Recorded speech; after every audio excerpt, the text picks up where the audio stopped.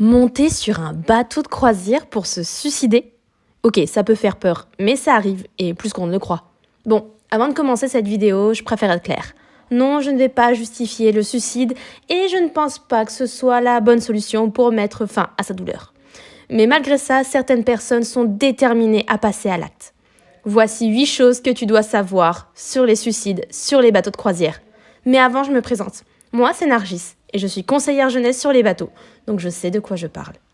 Première chose, ce genre de malheur est souvent prévu des semaines, voire des mois à l'avance. En fait, il faut vraiment que tu comprennes une chose.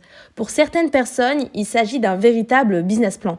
Ce qu'elles vont porter le jour J, comment elles vont être retrouvées dans leur chambre, ou encore la couleur de leurs chaussettes. Par exemple, un de mes collègues m'a parlé d'un touriste américain, bien habillé de la tête aux pieds.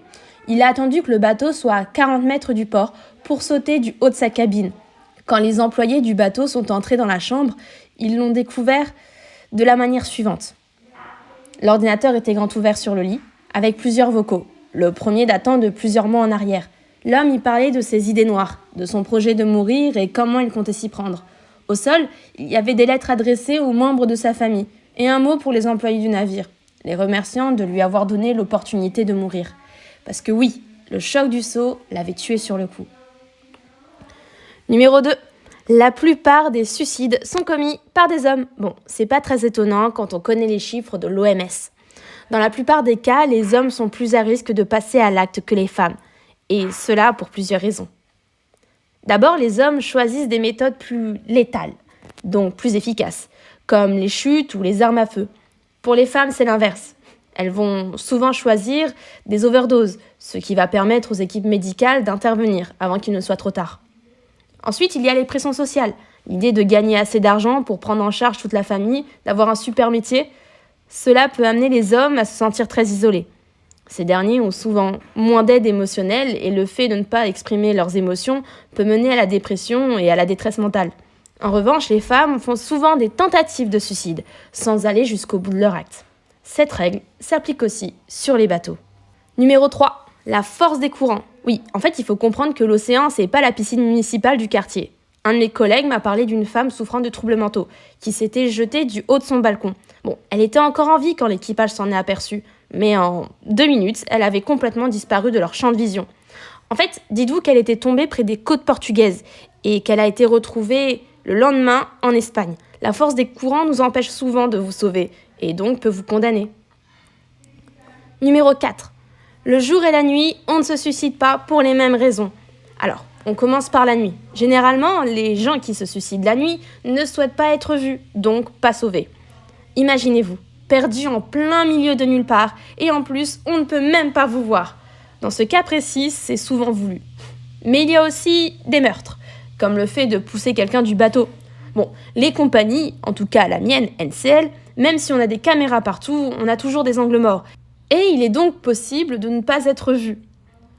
Le jour, en revanche, c'est souvent un appel à l'aide. On veut être vu et parfois demander de l'aide passe par des moyens assez radicaux. Numéro 5. Les suicides surprises. Bon, ok, c'est pas très joli comme expression, mais ça illustre assez bien la situation. Une dispute, une mauvaise nouvelle et plouf, on saute. Mais entre claquer la porte de sa chambre et sauter dans un puits sans fond, la différence, c'est que t'es pas sûr d'en revenir. Numéro 6. Les accidents. Alors oui, les bateaux, c'est super, et même moi, il m'arrive de perdre la tête. Mais pour certaines personnes, ça peut aller très loin. T'es en mode, je suis le roi de la nuit, et t'as un peu trop bu. Voire t'as carrément, en fait, vidé les bouteilles d'alcool du bateau. Et tu penses te transformer en Pégase magique. Du coup, tu déconnes. Une de mes collègues m'a parlé d'un jeune garçon, qui était venu en famille pour fêter l'anniversaire d'un membre de sa famille. Mais il s'était mis à boire, et beaucoup trop. Son père lui en avait fait la remarque, et le garçon a répondu « T'inquiète, j'ai la solution ». Et il a sauté. Aujourd'hui encore, personne ne peut expliquer son geste. Numéro 7. Les jeunes. Bon, je travaille avec des enfants et je peux vous assurer qu'ils font moins les idiots que leurs parents. Mais ça n'enlève rien à leur fragilité. Recherche de soi, incompréhension, voire abus physiques et sexuels. Parce que oui, il y en a. Les enfants peuvent aussi mettre fin à leur jour. Un garçon de 14 ans avait été touché par un autre passager. Il en a parlé à ses parents. Mais le choc était tellement violent qu'il a choisi de sauter et il est mort. Numéro 8. L'équipage. Oui, je sais ce que vous allez dire, ça peut paraître égoïste, mais c'est nous qui récupérons les corps, qui vous servons et donc on crée des liens. On entend vos cris et ensuite on voit vos corps disparaître. Ça cause toujours des chocs assez sévères. N'oubliez pas que sur un bateau de croisière, on n'a pas de jour de congé, donc après un suicide, on doit enchaîner comme si de rien n'était. Bon, voilà, maintenant tu connais la réalité des suicides sur les bateaux de croisière. Dernier point, n'oubliez pas que vous êtes en vacances, pas dans un monde merveilleux fait de bonbons et de douceur.